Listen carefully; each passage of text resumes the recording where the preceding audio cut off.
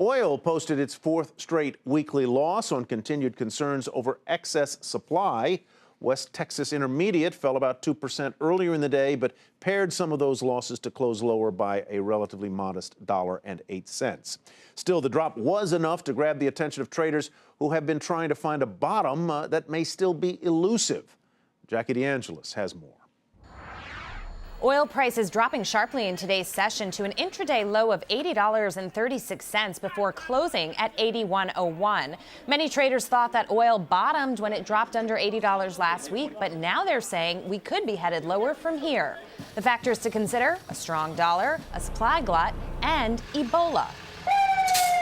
The perception of market players is that if Ebola does spread, it's going to cause economic slowdown, not only here in the U.S., but around the world. We actually saw a little bit of that today with airline stocks being sold off right from the get-go this morning. So there's definitely a little bit of worry of economic activity as linked to the Ebola virus. In addition, the market digesting a report from the EIA today that said if the U.S. lifts the ban on oil exports, gas prices will not rise.